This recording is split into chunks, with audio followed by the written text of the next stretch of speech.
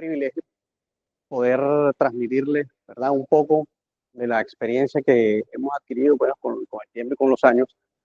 Y en este curso de residentes, eh, digamos, he preparado algo. Es un contenido, digamos, que no lo podemos comprimir en 2 horas, en 1 hora y media, ¿verdad? Pero que vamos a enfocarnos en las cosas que realmente les van a dar el conocimiento para que cuando estemos, ¿verdad?, en medio de una obra. Y en el tema de estructuras metálicas, ¿verdad?, que de todas maneras siempre es completamente diferente a lo que hemos venido conociendo a nivel de concreto. Vamos entonces a iniciar, ¿qué es, digamos, estructuras metálicas? ¿Verdad? Metal, hay muchos, ¿cierto? Aluminio, acero, tenemos los aceros galvanizados, aceros laminados en frío, aceros laminados en caliente. Y hoy vamos a trabajar un poquito en conocer cada uno de ellos. Vamos a mirar qué son unos planos de ingeniería con estructura metálica, porque con eso es lo que nos vamos a encontrar, especificaciones, cosas que es un plano de taller, ¿verdad? Todos saben aquí que es un plano de taller. Bueno, hoy vamos a aprenderlo. Entonces vamos a mirar muchas cosas y al final vamos a enfocarnos en algo que es lo que más se nos presenta, que son las soldaduras, ¿verdad? ¿Qué es una soldadura y cuáles son los defectos que se presentan en la soldadura? De tal manera que cuando estemos viéndolo en campo podamos tener un criterio para poder decirle a un soldador o un XGO, levantar la mano o una alerta, ¿de acuerdo? Entonces, vamos a proceder entonces. ¿Me ayudas, por favor? El acero, ¿verdad? ¿En qué momento empieza el acero? Como tal, voy a empezar a enfocarme en el acero porque es el material, ¿verdad? Dentro de los metales más utilizados, que es el con el que nos encontramos casi que a diario, ¿sí? En el tema de la estructura metálica. Los tabús que se han, digamos, presentado con respecto al acero aquí. Muchas veces, por mucho tiempo, el acero estaba señalado aquí en nuestra región. ¿Por qué? Porque decían, bueno, eh, el famoso la salinidad, mejor conocido en el medio como salitre, le dicen, ¿verdad? ¿Por qué? No, es que por la salinidad, digamos, no construimos con acero. Sin embargo, en el mundo nos hemos dado cuenta que en Estados Unidos, eh, Nueva York más específicamente, Chicago, son ciudades que se encuentran así como Barranquilla, con el río y tienen el mar, ¿de acuerdo? Y vienen construyendo incluso con acero desde hace mucho tiempo. ¿Dónde empieza la revolución del acero? Cuando empieza la revolución industrial, empieza la construcción, se empieza a producir en Estados Unidos y en muchos países, en Inglaterra, viendo, digamos, aquí les estoy presentando un poquito de lo que hemos visto a nivel del mundo, la Torre Eiffel, que todos la conocen, es una edificación completamente, una estructura completamente en acero, remaches, digamos también que las conexiones han venido evolucionando a nivel, digamos, del tiempo. Voy a tratar de ser un poquito rápido en esto para poder enfocarnos en un tema porque tenemos bastante contenido, ¿de acuerdo? Sí, sigue, por favor. Rascacielos que se han construido, por ejemplo, el Empire State en el año de 1930. O sea, realmente en el acero no nos estamos inventando esto ahora. Que se ha dado mucho más ahora en nuestro país, sí. En el interior se construye bastante con acero, pero precisamente por ese tabú, ahora en la costa se ha visto como una alternativa. ¿Por qué? Por el desarrollo que se ha venido trayendo con respecto a qué? A las protecciones para el acero contra la salinidad. Incluso estudios han dicho, se dicen, ¿verdad? Que se han hecho investigaciones donde se ha expuesto el acero completamente expuesto, sin recubrimientos, y la pérdida de sección o en su superficie en 5 años no supera los 2 milímetros. Entonces, tú dices, bueno, si lo tengo así, una vez que lo pueda como es proteger realmente, y ahora con tantas tecnologías de protecciones que hay, con pinturas epóxicas, galvanizados en caliente, protecciones catódicas, que también ayudan muchísimo a qué? A proteger el acero, y ahí vamos a enfocarnos un poquito más adelante a nombrarlas. Listo, rascacielos como el Empire State, como les decía, la Torre Eiffel, las Torres Gemelas. ¿Quiénes conocieron aquí las Torres Gemelas? Porque sé que hay muchos que son muy jóvenes. ¿Quién es el que tiene más edad aquí? ¿Quién es? Más de 25 años. Ok, bueno, para más de 25 años, ¿qué pasa? Te explico, porque las Torres Gemelas en el 2001 fueron derribadas, pero creo que de todas maneras todos en algún momento las hemos escuchado. Las torres del World Trade Center de Nueva York, las cuales estaban construidas completamente en acero y, digamos, pues fueron destruidas ya por aviones, un tema de que se sale de las manos. Pero ahí, cuando estemos en el tema de la protección al fuego, voy a hacer un énfasis bien interesante con esa estructura. ¿De acuerdo? Seguimos, por favor.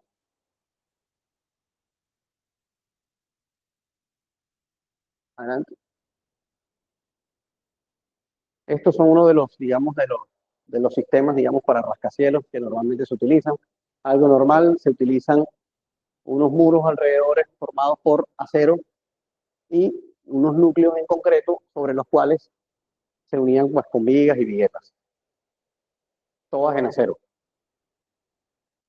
Torres Petronas, el Burj Al Arab, el Burj Khalifa, que no es todo en acero, en una parte en concreto, pero la última parte completamente en acero. Ahora bien, ¿qué ventaja o diferencia tiene el acero con respecto al concreto? Y es que en el acero es un material que es mucho más liviano.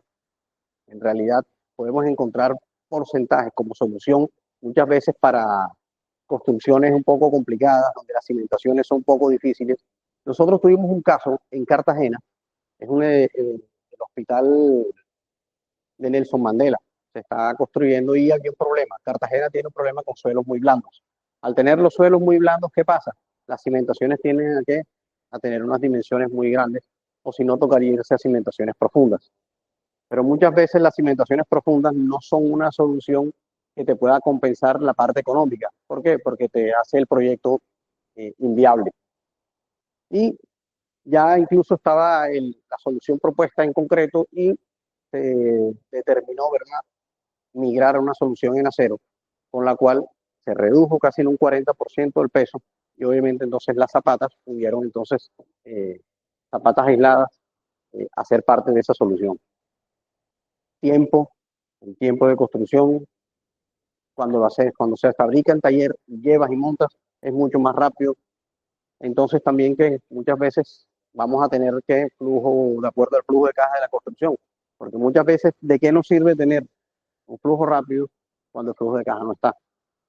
Pero como el tiempo es dinero en una obra, entonces la importancia también de que el acero empieza a cobrar en lugares donde no puedas, por ejemplo, creamos trabajos en caliente.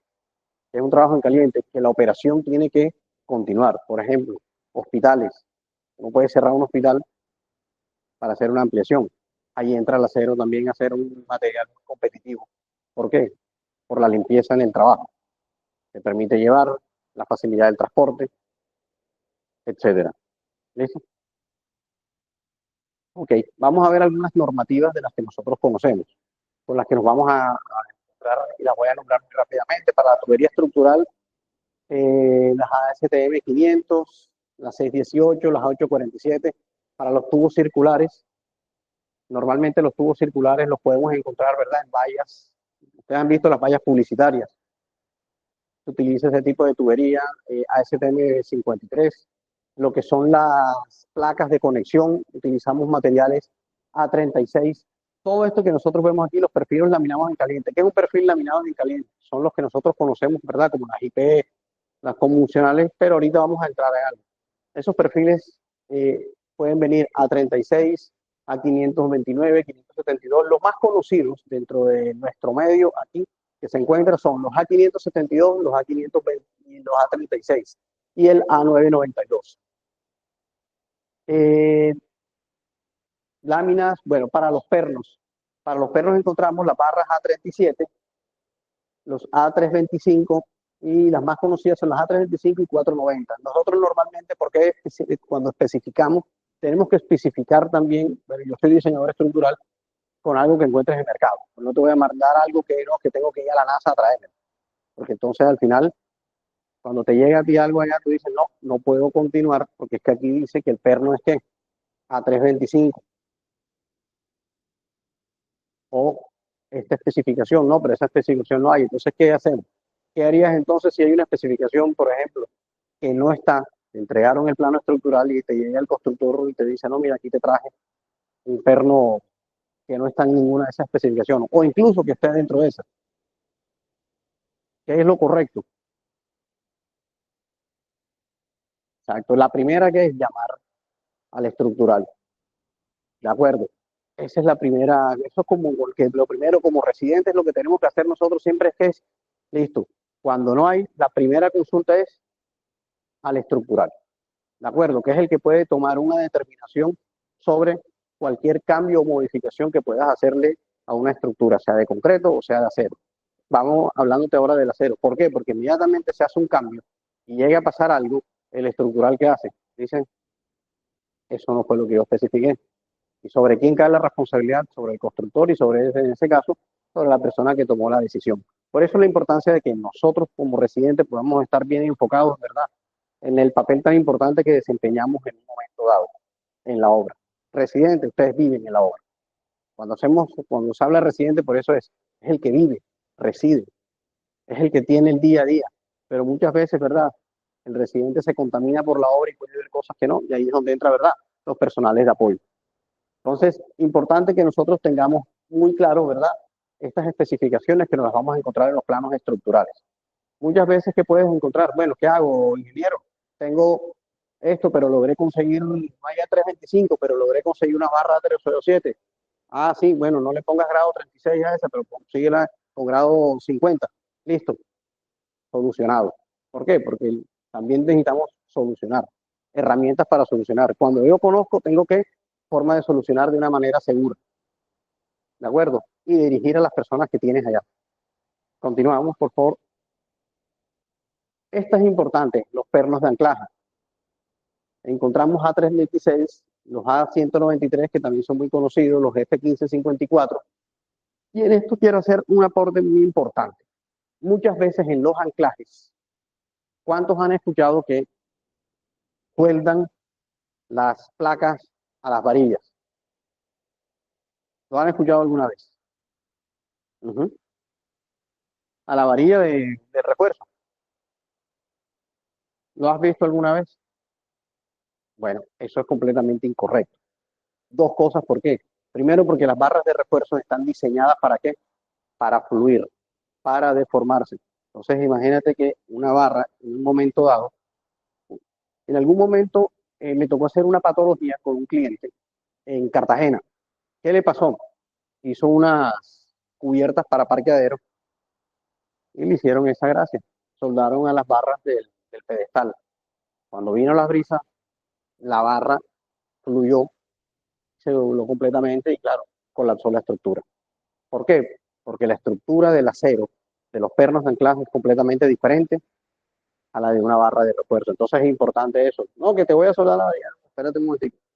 Ahí, ¿de acuerdo? Entonces por eso es importante, ¿verdad?, que tengamos claro por qué, ¿verdad? Debemos mantener nosotros siempre el conocimiento de estas estructuras y que los planos sean muy específicos también con la información que les están dando. Estos son para soldadura, digamos, aquí los conocemos por los electrodos. Los más comunes que nos vamos a encontrar, 6011, 7018. Uno normalmente utiliza para material de penetración y el otro soldadura de presentación y soldadura definitiva. Metal, lo hablábamos ahorita, ¿verdad? Los elementos químicos caracterizados por buenos conductores, calor y electricidad, tienen alta densidad y son sólidos a temperatura ambiente. Diferencias entre el hierro y el acero. Este es material duro, trabajable, como lo dice ahí.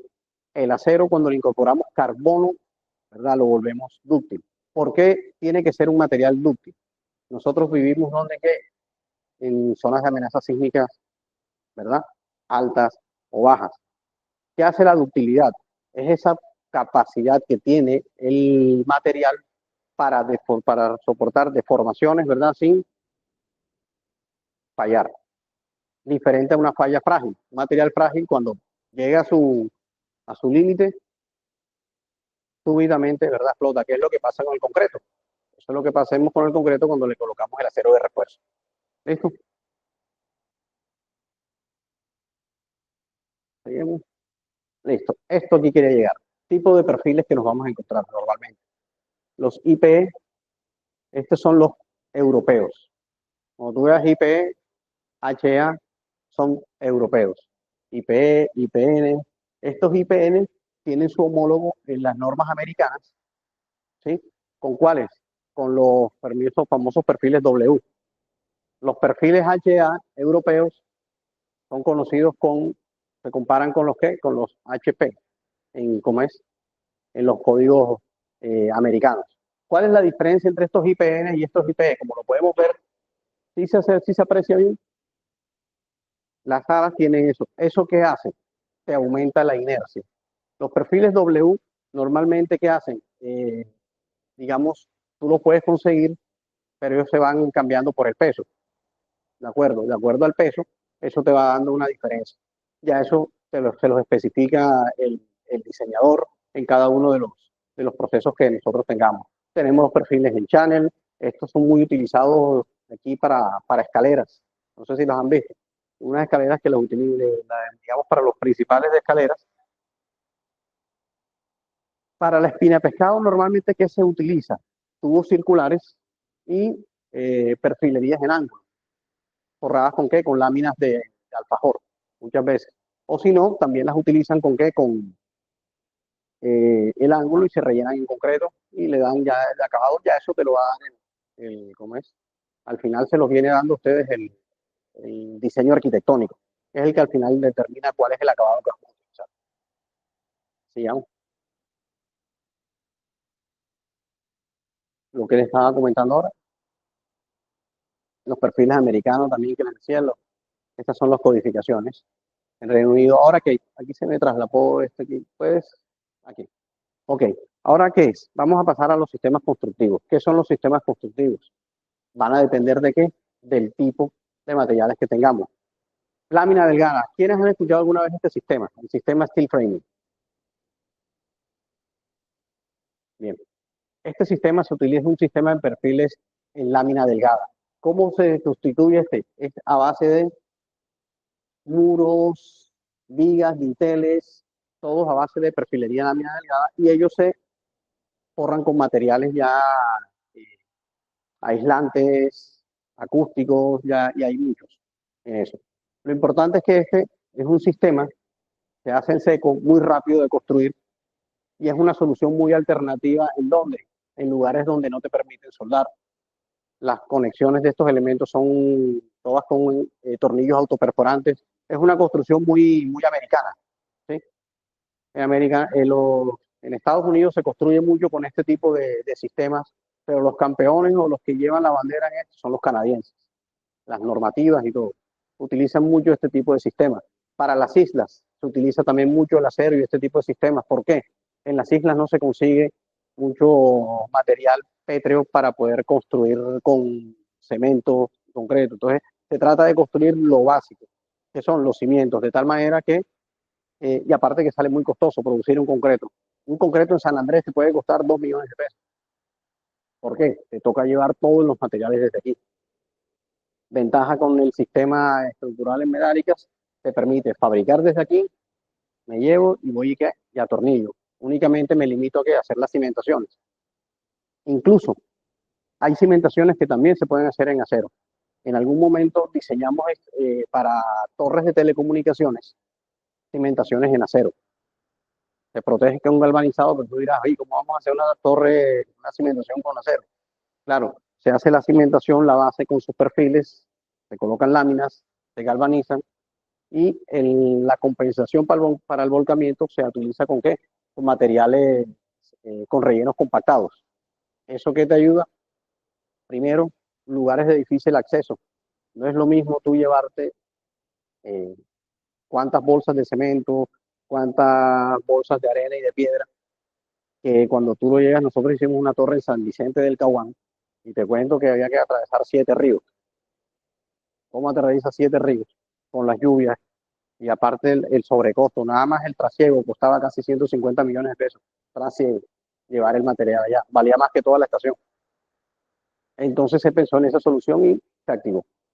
¿De acuerdo? Entonces, sistema en lámina delgada steel framing, para que lo tengamos en cuenta. En estructuras de aluminio, también se puede utilizar esto. Sin embargo, el aluminio es un poco costoso. Hoy en día, ¿qué te vas a encontrar bastante en aluminio? Este tipo de elementos, paneles solares. Esto está haciendo ahora mismo el boom en el sistema que es energético y de eficiencia. Aparte de que son muy fáciles de transportar. ¿Por qué? Porque el aluminio, además de ser un metal muy resistente, es liviano. Entonces, ¿qué va a hacer? No es lo mismo que tú, por ejemplo. Nosotros hicimos un estudio en comparación con este tipo de sistemas en aluminio y en lámina galvanizada, en perfiles de lámina galvanizada. Para llevarte lo mismo, tenías que traerte una o dos mulas. Esto que está aquí lo metes en un contenedor de 6 pies y te lo llevaste, 20 pies, perdón. Es rápido. ¿Por qué? Por el peso. Entonces, cosas que, verdad, que nosotros ahí pues vamos mirando en alternativas. ¿Sí? Y quiero que lo podamos tener en cuenta. Adelante. Ya este tipo de estructuras, si ya son más conocidas, las estructuras metálicas de cerchas, ¿verdad? Estas son soluciones de cubierta para luces muy grandes. En luces muy grandes muchas veces podemos tener sistemas constructivos con perfiles de lámina de vigas armadas. ¿Sí? Vigas de sección variable también son muy eficientes, lo vamos a ver mucho en bodegas, naves industriales. Al final de todo, ¿qué es lo que trata de hacer? Bajar el peso de la estructura para que el acero sea competitivo. Y eso lo logras ya con ingeniería. Importante es que nosotros podamos conocer este tipo de situaciones, ¿verdad? De perfiles y elementos para que podamos, digamos, poder, digamos, cuando nos lleguen, saber de qué nos están hablando.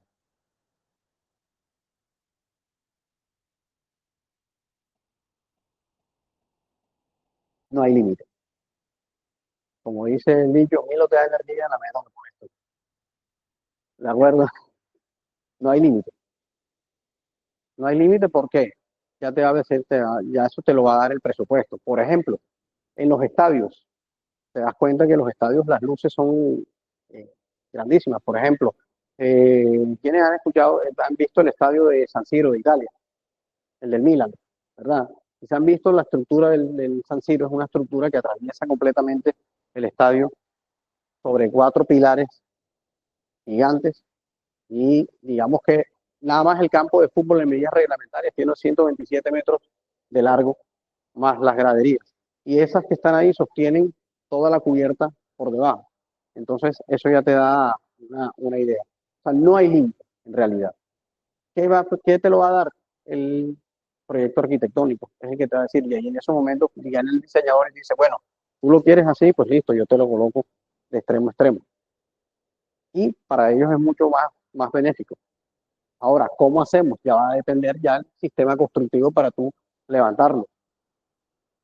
Se fabrica en taller, te lo traes, muchas veces te toca hacerlo en sitio. ¿Por qué? Porque de pronto los transportes o si tienes el espacio, montas un taller en sitio y empiezas a levantar. ¿Todo con qué? Grúas, tornillos, eh, ¿cómo que se llaman esto? Taladros como los que hay ¿han visto los de la Fórmula 1? Se utilizan para atornillarlos, que son rápidos. Bueno, eso se utiliza mucho. ¿Por qué? Porque tú imagínate tú con una grúa,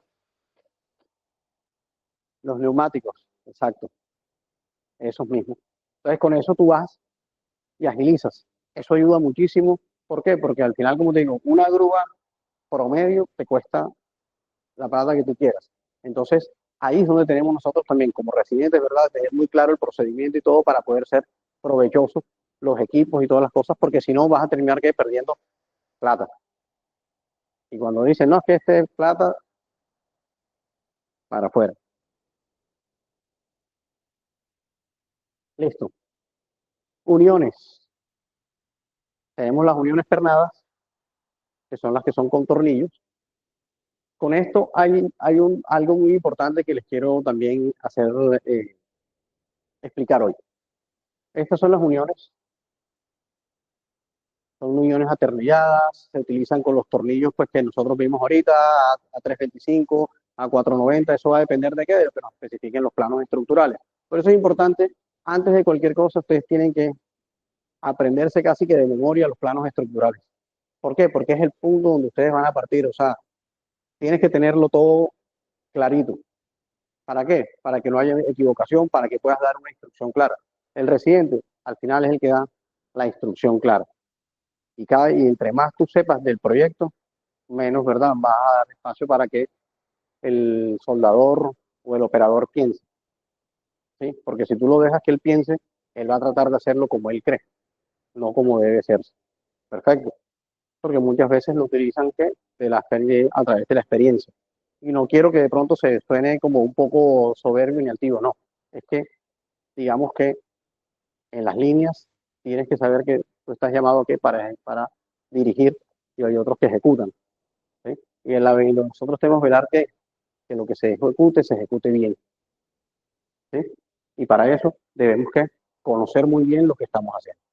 ¿Listo? Este tipo de tornillos los conocemos, ¿sí? Por favor. Estas son uniones en diagonales, en tuberías, las encontramos en todo. Este es un tipo de conexiones también atornilladas en vigas columnas. Estas la conocemos con uniones de chapa. Hay otro tipo de conexiones muy conocidas que son las famosas uniones en plate, que son las láminas. Esas atornillas son muy rápidas también. ¿Por qué? Porque al momento en que tú levantas con grúa, atornillas muy rápido y no se pierde tanto tiempo. Aquí tenemos otro tipo de estructuras atornilladas. Este es un edificio de procesos industriales. Se utiliza mucho ese tipo de estructuras también en la industria por la versatilidad y por los espacios. ¿Debido a que estos elementos se dan dimensiones menores para poder cumplir con eh, la misma función que una estructura en concreto? ¿De acuerdo? Aquí tenemos una conexión atornillada, viga columna.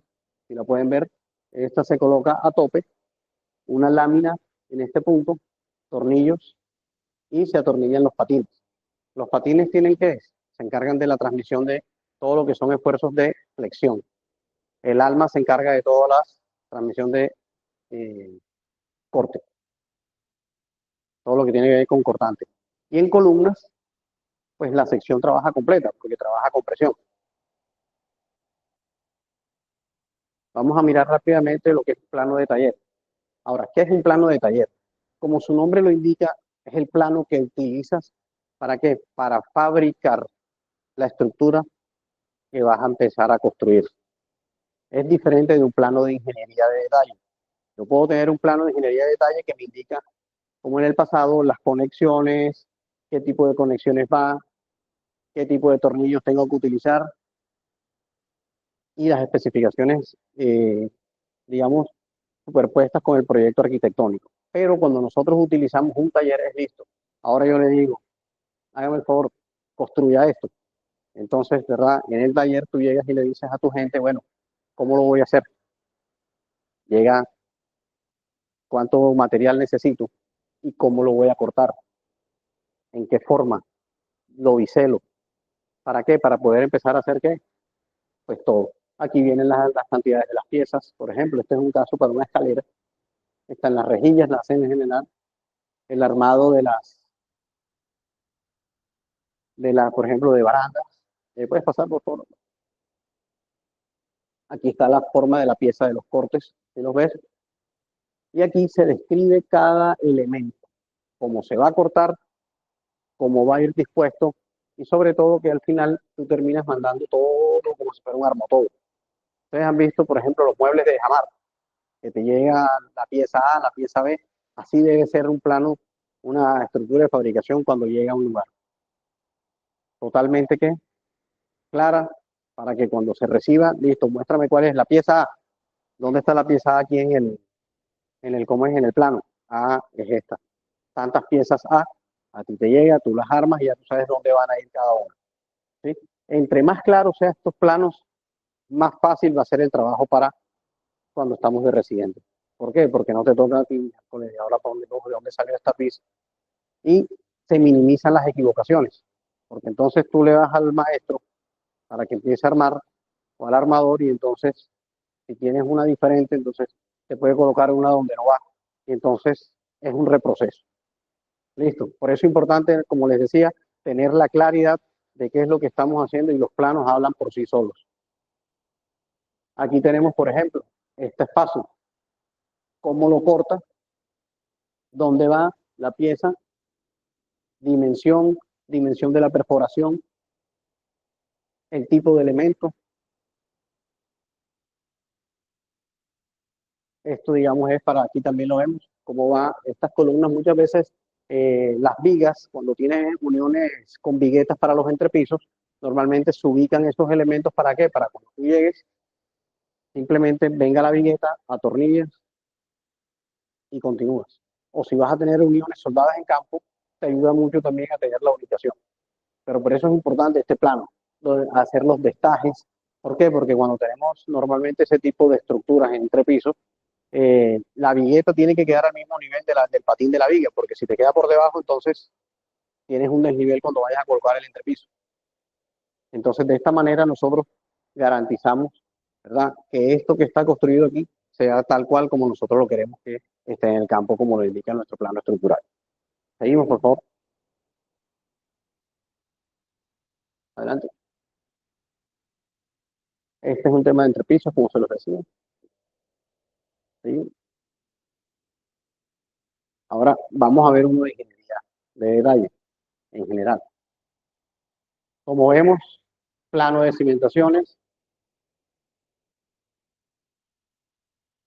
En estos hay algo muy importante. Aquí se detallan los pernos. Este plano tiene que llegar bien claro también. ¿Por qué? Porque tú tienes que tener un armado que se puede presentar un conflicto. Cuando yo armo mi placa, que voy a colocar mi placa base, a ti te tienen que entregar una plantilla.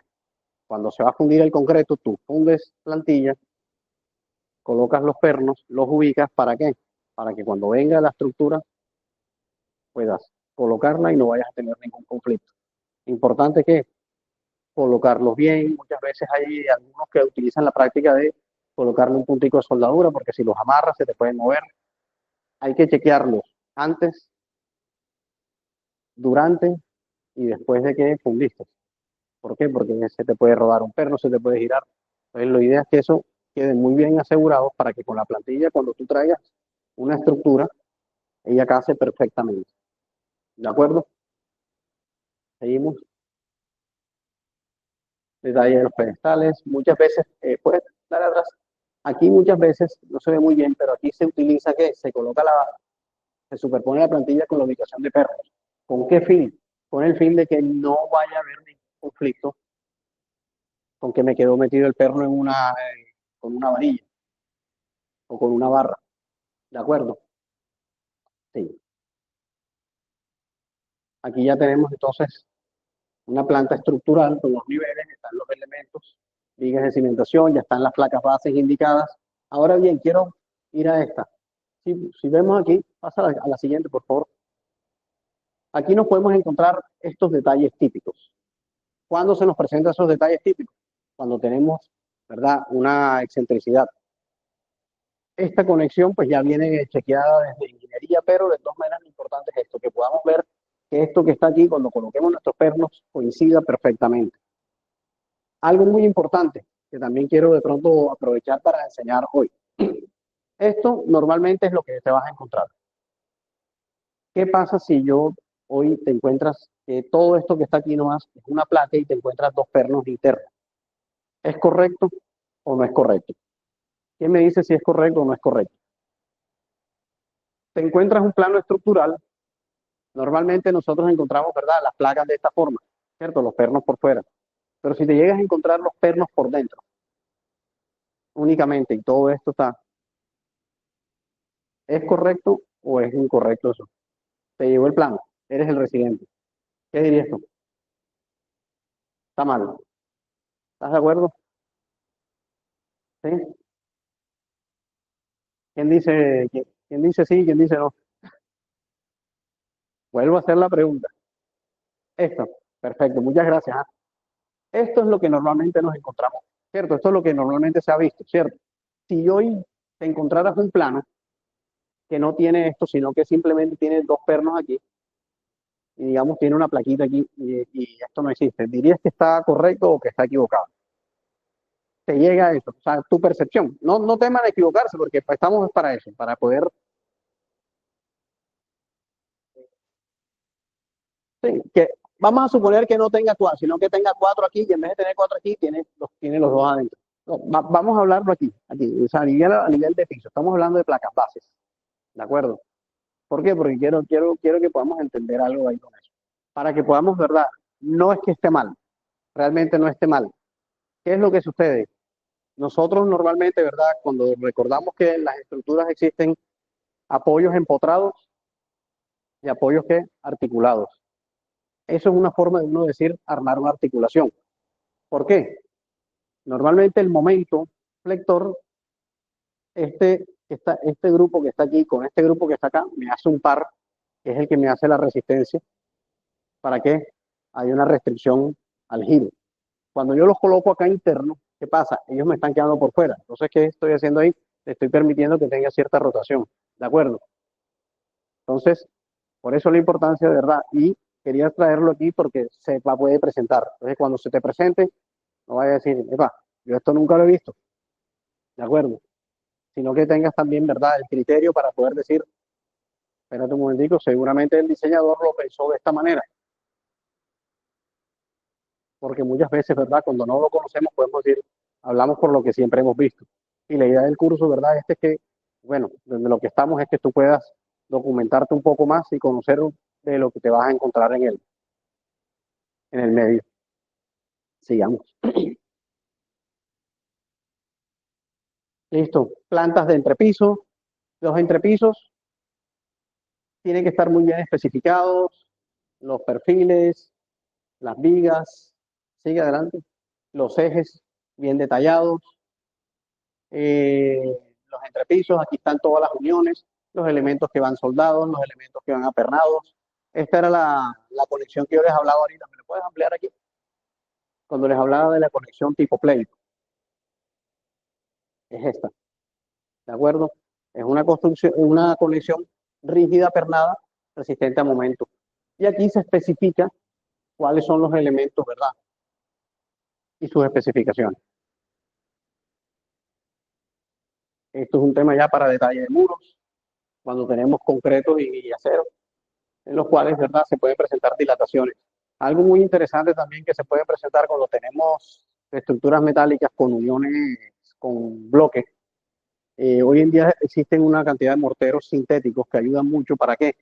¿Por qué? Porque el coeficiente de dilatación de la lámina del acero es mucho más alto que la pasta de cemento. Entonces, cuando colocas bloques y colocas el pañel, ¿cómo es? El mortero de pega, ¿qué pasa? Siempre se te va a presentar una fisura. Hoy en día existen muchos morteros sintéticos, incluso ya normatizados, que cuando nosotros nos los encontramos te van a ayudar a que tienen una muy buena resistencia al corte y dan una muy buena solución. ¿Para qué? Para que esa fisura completamente se disipe. Escaleras, pedestales, bueno, esto digamos ya no nos vamos a detener ahí, pero quería como mostrarles un poco qué es un plano de ingeniería para que lo diferenciáramos de un plano de taller completamente. El plano de taller te va a encontrar cada elemento que tú tienes aquí, despiezado, cómo lo vas a cortar, el tipo de placas, las uniones y todo lo demás. ¿Sí? Ascensores, bueno, aquí están todos los detalles en general. Puedes pasar cortes. Sí, ok. Vamos a ver ahora las uniones soldadas. Es la otro tipo de uniones que nosotros conocemos. Ahora, en las conexiones, si bien cuando son apernadas, las llamamos apernadas, ¿por qué? Porque es como la vamos a conectar en sitio. ¿Por qué? Porque de todas maneras, en taller yo tengo que soldar la lámina con el material, como es, del perfil o el elemento que estoy utilizando. Todo lo que tenemos en soldadura son digamos, las típicas que te vas a encontrar en los planos. Este es un símbolo de soldadura en campo. Estas son lo que llamamos soldadura de contorno. ¿Qué es una soldadura de contorno? Es cuando yo tengo que soldar completamente el elemento. Y eso te lo especifica ¿quién? El plano estructural. ¿Por qué es importante que nosotros conozcamos esto y del plano estructural? Porque los certificadores, ellos existen normativas, pero dicen, por encima de cualquier normativa está la que especifique el plano estructural.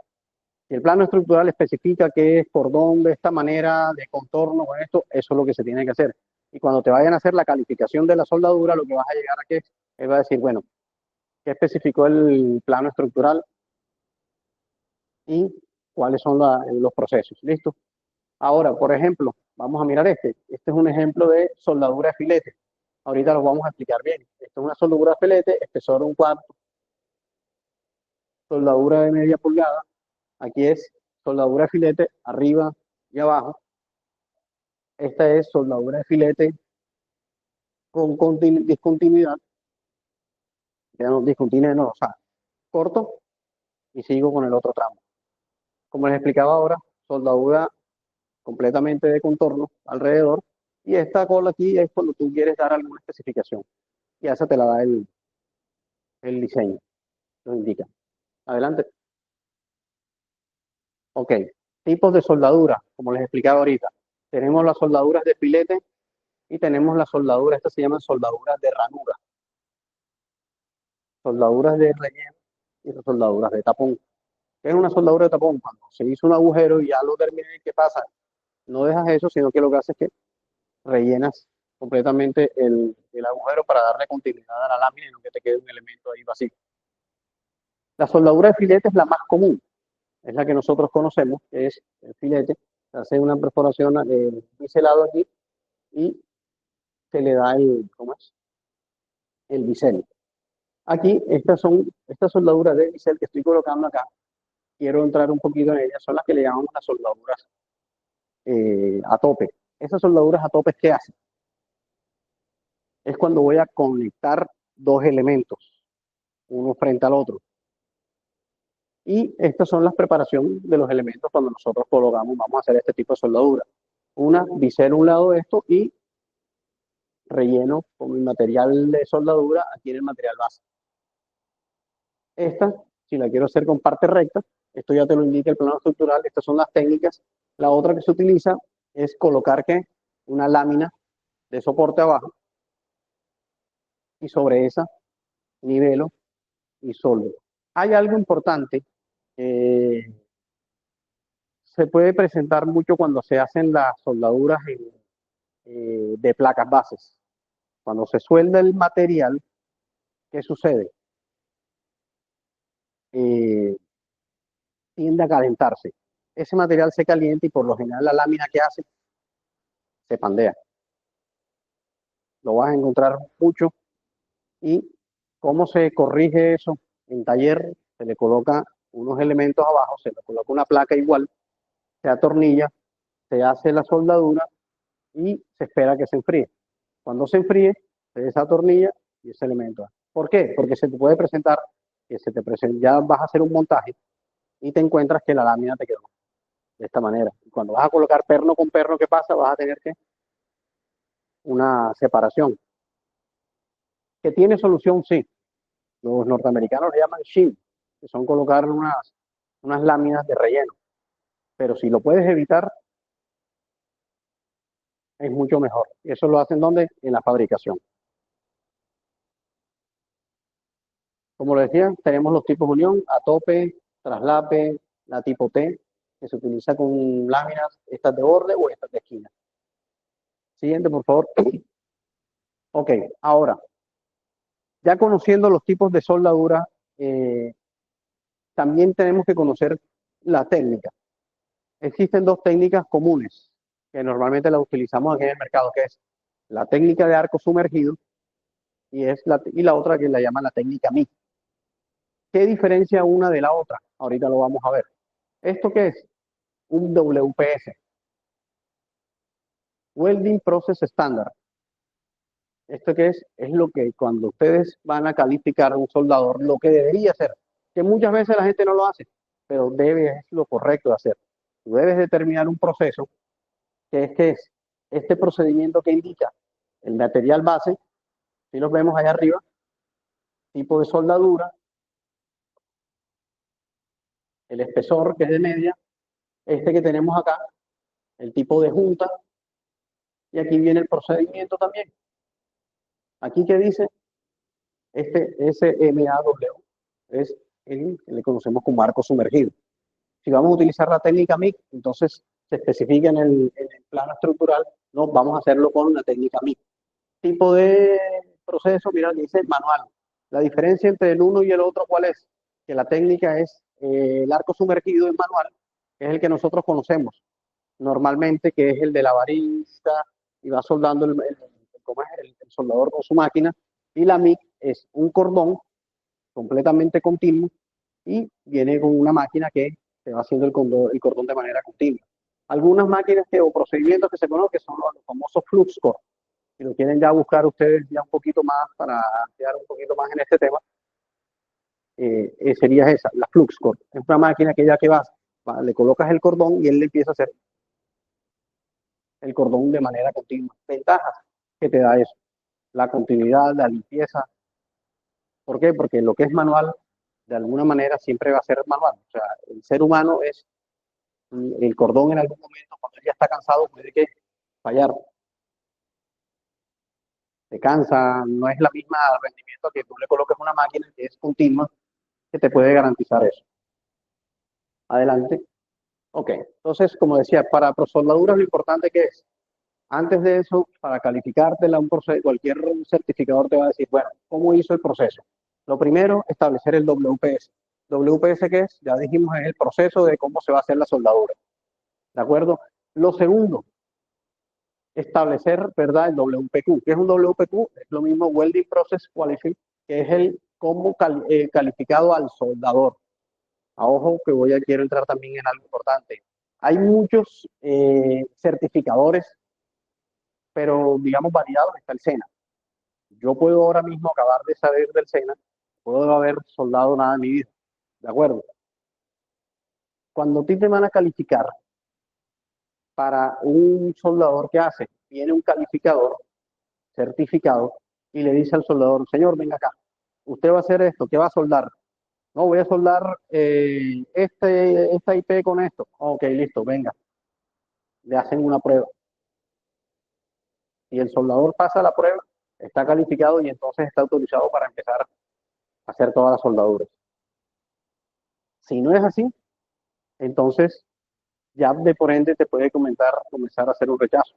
Y al final, cuando vayan a revisar y hacerle las pruebas, son las famosas pruebas de tintas penetrantes, las pruebas de radiología o ultrasonido, te van a dar fallo. Entonces, ¿qué es lo primero que te va a preguntar el certificador? Muéstrame la calificación del soldador. No, es que no la tiene. Ok, ahí tienes el problema. Entonces, si nosotros queremos garantizar eso, tenemos que cumplir esto. A nadie le gustan los procesos, pero es lo que debemos hacer si queremos garantizar que en sitio no vayamos a tener problemas y más si vamos a hacer soldaduras en campo. Otra cosa que tenemos que hacer es soldaduras en campo importante en el procedimiento. Como digo, tener los equipos, los electrodos, y para los electrodos dice existen unos hornos. Ahora, la pregunta, ¿qué es un horno? La soldadura se debe mantener, ¿para qué? Para que pueda mantener el gradiente de temperatura indicado para cuando vayas a colocar la soldadura no vayas a tener, digamos, dificultades. Otra cosa que no debemos hacer, agua. El agua y la soldadura son completamente enemigas. Por dos cosas. Una, tú terminas de soldar y te vino y te cayó un aguacero. ¿Qué pasa? La forma como se enfría y el agua te empieza a generar porosidad en la soldadura, lo que te va a generar ¿qué? Un rechazo al momento de la calificación. ¿Y un rechazo qué significa? Vas a tener una soldadura que puede tener una fractura, puede tener grieta, puede tener poros. Y si no tiene continuidad ahora, ¿cuál es el alma de una soldada? De una estructura metálica, las conexiones. Y las conexiones, sean pernadas o soldadas, siempre va a tener una unión de soldadura, ¿sí? Que es la del material base junto con el electrodo que estamos colocando. Ahí. Esto era lo que les explicaba ahorita, un poquito de la soldadura, ¿cómo es? La MIG y la arco sumergido. Este es el electrodo consumible, que son los que les hablaba, el 7018 y el 6011. Normalmente los 6011 se utilizan mucho en perfiles de lámina delgada, pero como les digo, lo correcto, ¿por qué se utiliza más ahí? Porque es que la lámina, como es un perfil de lámina delgada, la temperatura que requiere soldar un elemento de lámina de 7018 es mucho más alta. Entonces lo que uno trata de hacer siempre en esos momentos es que se suelda primero y luego con la soldadura de penetración se coloca yo sé que de pronto cuando digo suelda, la palabra correcta es suelda. ¿Oíste? No, soldar es otra cosa, es eso, pero cuando hablas de suelda, no se solda, sino se suelda. ¿Listo? Sí. O sea, cuando tú dices se suelda, no se solda.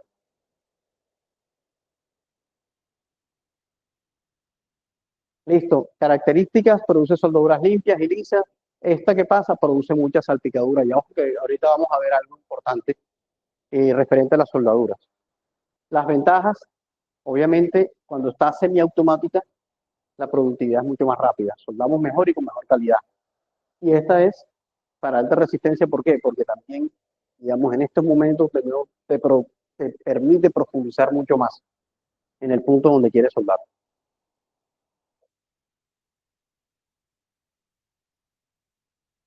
¿Esta para qué se utiliza? Para estos elementos. Y aquí, digamos, para hacer estructurales y tuberías. Ok, hasta ahí preguntas. Listo. Entonces, hemos querido como ir adelantando mucho para que podamos, digamos, tener el mayor contenido, ¿verdad? A nivel de estructuras y que puedan, digamos, tener conocimiento. Voy a detenerme ahora en algo, que es los problemas que se nos presentan en la soldadura, ¿sí? Que son los que al final te vas a encontrar día a día y que tenemos que tener, ¿verdad?, el criterio y la formación de saber qué es cada una. ¿Por qué? Porque sobre esto es cuando el calificador te va a decir, no, es que te diga, no, es que tiene discontinuidad.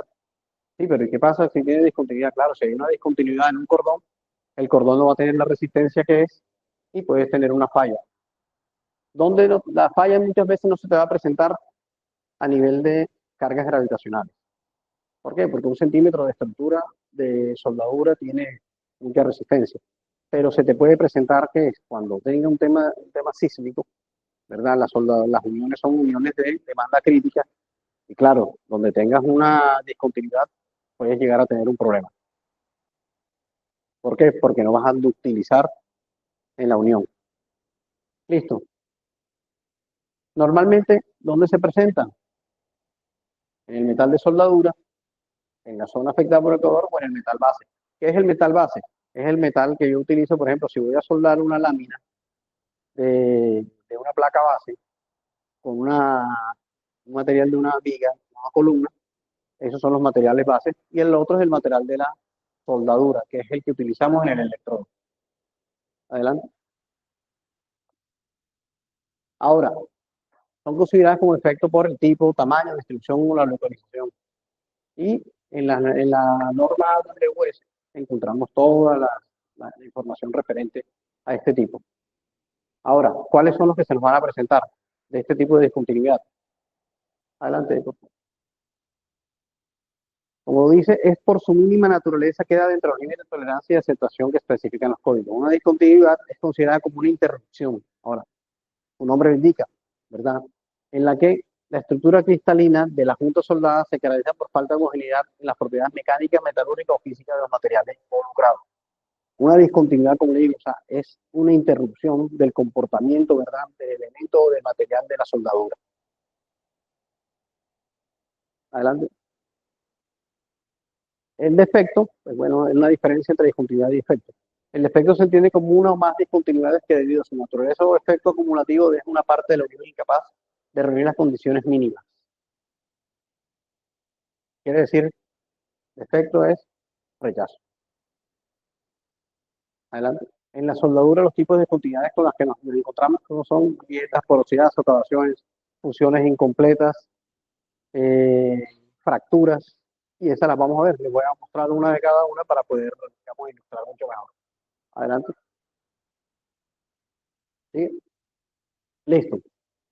Como lo hablábamos ahora, fisuras, falta de fusión, falta de penetración, inclusión de escoria, inclusión de tusteno, porosidades, socavaciones, solapado, convexidades, sobreespesores de la soldadura, cortes de arcos, salpicaduras, grietas y pliegues. Entonces vamos a mirar cada una, ¿verdad? son pequeñas, esto habla por sí solo. Voy a leerlo como para que sea un poquito más rápido. Son que se producen en el material que se ha utilizado en la soldadura. Pueden llegar a ser pequeñas que no son visibles a simple vista. Y realmente por eso es que se utilizan las pruebas de soldadura, son las tintas penetrantes. ¿Por qué? Porque a mi percepción visual no la vamos a definir. Pero cuando tú le aplicas la tinta, inmediatamente te va a aparecer. O muchas veces, cuando tienen fracturas o grietas, se utiliza el ultrasonido. ¿Por qué? Para poder revisar la profundidad del agrietamiento. Por si toca entonces, ¿qué? Si es un rechazo, toca coger la soldadura, removerla y volverla a aplicar. Entonces, de estas tenemos varias. Esta se puede presentar longitudinales, como la vemos aquí, en esta que está aquí, una fisura longitudinal en este punto, la transversal, como esta que tenemos aquí, y estas que son radiales, que muchas veces, digamos, no tenemos, pero terminan, digamos, apareciendo de alguna manera en el material base de la soldadura. Adelante. Falta de fusión. Coloqué esta falta de fusión aquí desde la definición. ¿Para qué? Para que de todas maneras lo pudieran también tener en cuenta. Es una discontinuidad en la cual la fusión no ocurre, como dice, entre el material base y el material de la soldadura. Si no hay fusión entre ambos, no hay integridad. ¿Por qué? Porque la soldadura, la unión soldada es eso, una fusión, por eso se hace a altas temperaturas, en la cual el material base se funde con el material de la soldadura. Si no se funden, no hay esa fusión, entonces hay una discontinuidad y por ende no vamos a lograr el objetivo, que es que el material, ¿verdad?, quede trabajando como si fuera una sola pieza.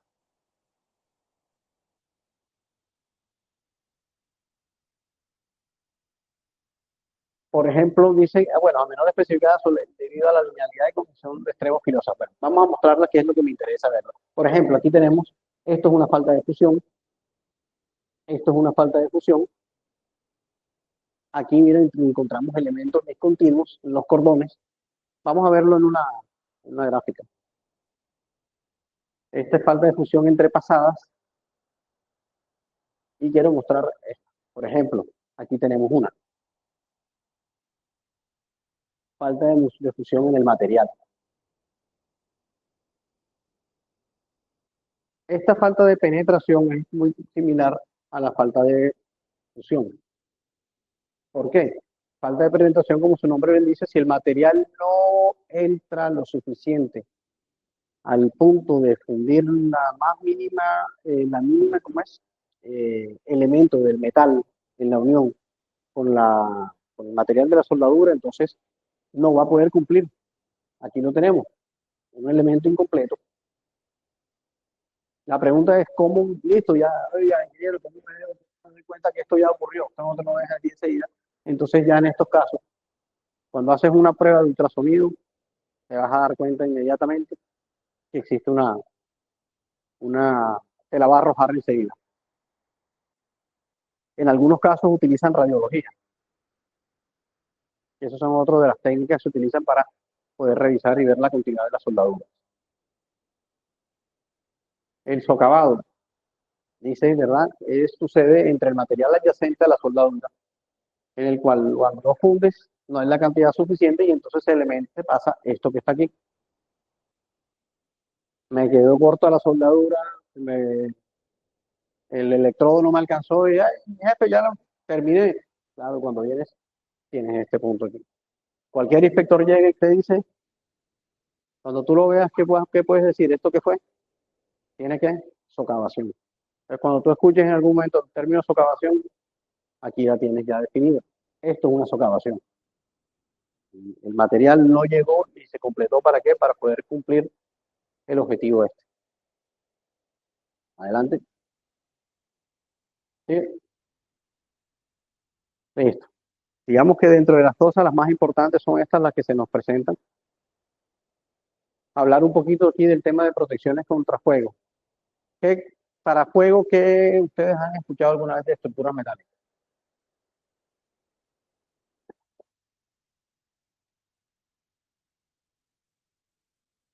De concreto, que el concreto es una alternativa de materiales cementicios. La otra, las pinturas intumescentes. Y las otras también, digamos, también esto que le llaman tableros encajonados es cuando tú utilizas, hay unos elementos que son inífugos, como eh, bueno, superboard, elementos como en yesocartón especificados, algunos vienen, no sé, ustedes los van a poder encontrar que son unos como colores rosados, que son inífugos, y los utilizas para qué, para proteger. Ahora, ¿cuál es el interés de proteger el fuego? El título J, ¿verdad? Nos pide a nosotros, dependiendo del tipo de estructura y del grupo de uso, una resistencia mínima que debe quedar incluso especificada en los planos. En las especificaciones de los planos debe estar indicado cuál es la resistencia al fuego y el método a utilizar. ¿Para qué? O recomendado para proteger la estructura.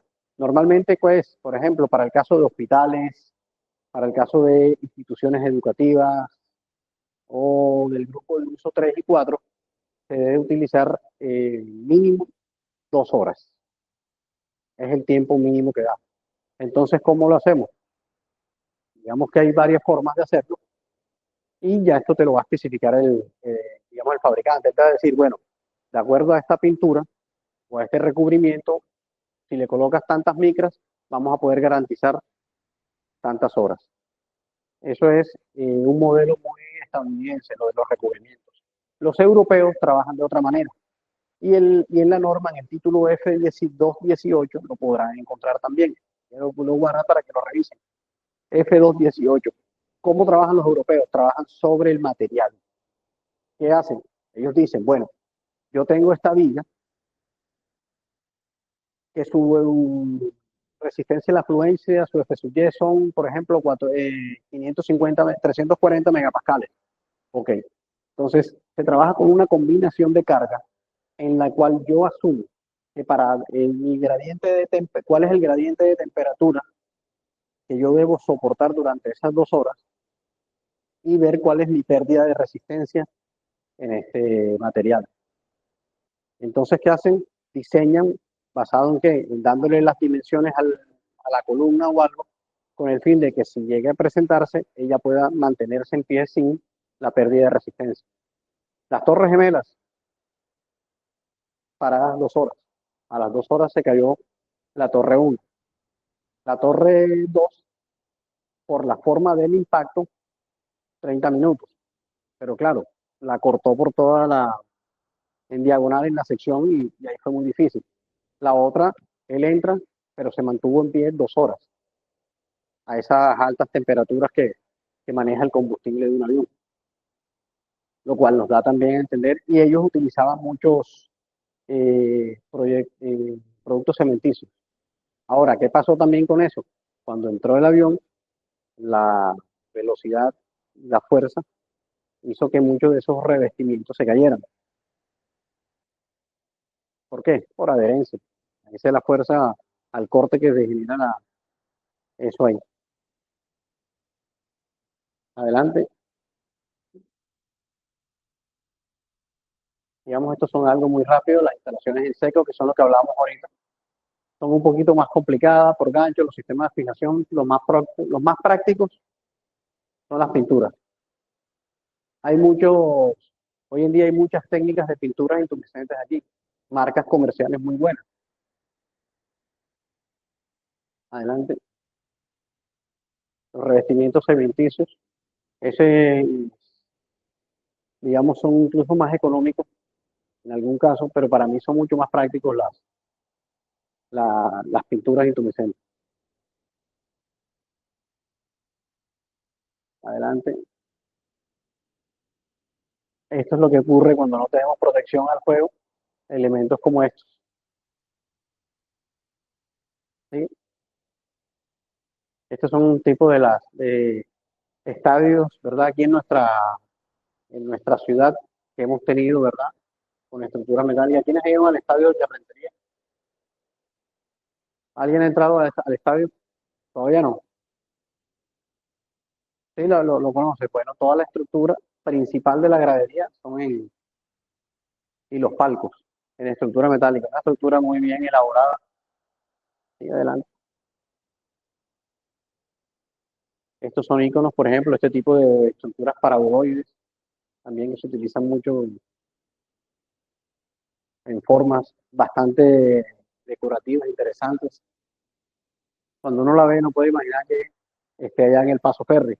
¿Te imaginas, verdad? ¿Tú te imaginas que estás allá en Calatrava, allá en Valencia o algo? Pero para que te des cuenta que sí, en nuestra ciudad también tenemos ese tipo de estructuras. Esta es una estructura, si la ven, articulada completamente, tipo paraboloide con un par de elementos aquí de anclaje y muy bien elaborada arquitectónicamente, porque también hay arquitectura metálica. Adelante.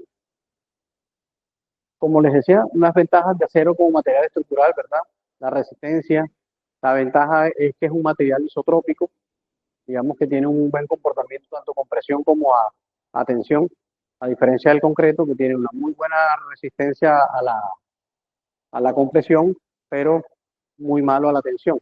Por eso es que nosotros suplimos eso con el acero de las barras de refuerzo. Elasticidad, ductilidad, la durabilidad también es un elemento bastante durable, siempre y cuando también, ¿verdad?, esté protegido. Y lo que hablábamos ahorita, el peso. Estamos a más o menos en un 40% de ahorro en cuanto a peso, referente a una estructura de concreto. Más rápida, ya vienen prefabricadas, menos tiempo en obra. Adelante. El dimensionamiento. Ahorita eso es importante. Cuando nosotros tenemos, por ejemplo, para esta luz, más o menos cuánto podemos estar hablando, que aquí hay 1, 2, 3, 4, 5, 6, 7, 8, 9, 14, 15, vamos a poner. Por 5 estamos hablando de 7,50, póngale 8 metros. Una viga de concreto de 8 metros es mínimo 50 centímetros.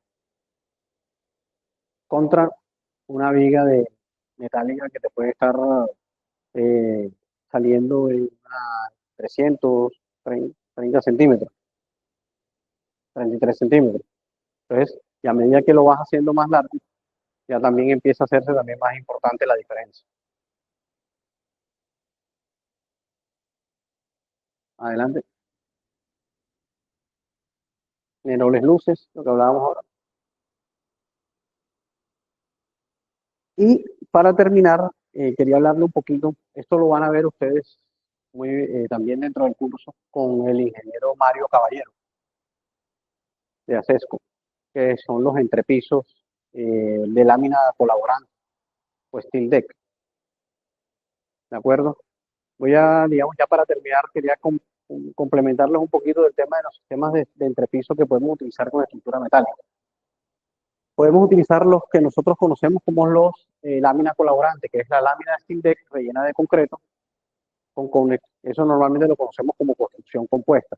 Se le colocan unos conectores de cortante de tal manera que la mayor parte del concreto de la lámina, de la losa, asume todo lo que es el comportamiento a compresión de la viga y el acero utiliza todo lo que es la parte de comportamiento a sección. ¿Qué te permite eso?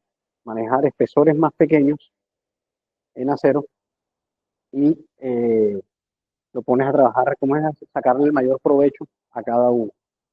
Aparte que también trae unos beneficios dentro del conjunto que nosotros manejamos, y es que a nivel de diseño, las construcciones compuestas de concreto y acero te permiten tener una libertad sobre las derivas. Normalmente la deriva es del 1% en las edificaciones, pero cuando tenemos construcciones compuestas nos permite que dividirlas entre 0,7 y te está dando más o menos un 40% más, traduciéndose que en economía. Otro tipo de entrepisos que te vas a encontrar posiblemente, por ejemplo, soluciones en un hospital, en un laboratorio. Están los entrepisos en lámina tipo superboard, entrepisos en seco. ¿Sí? ¿Qué se hace en esos casos? Se diseñan, son muy livianos, son limpios y te permiten también solucionar, como te decía, sin alterar, ¿verdad? El clima o el ambiente de donde lo estás utilizando. Ahorita nosotros casualmente estamos haciendo por no se nos, digamos, el concreto es muy difícil de que pueda llegar allá, y se dio la solución a unas oficinas, a unas ampliaciones para unas salas en una clínica con ese tipo de solución. Son muy rápidas y muy versátiles, y que puedes tenerlas en cuenta. Te van a aparecer, pero cuando te aparezcan, ¿verdad? No va, ¿cuándo? ¿Sí se puede? No, sí se puede. Obviamente va con su respaldo estructural y te puede ayudar muchísimo a resolver inconvenientes. Esto que es lo importante también que lo tengas en cuenta. ¿Por qué? Porque cuando uno conoce las posibilidades que tiene, se amplía, ¿verdad?, el campo para tomar mejores decisiones. Bueno, si tienen alguna pregunta,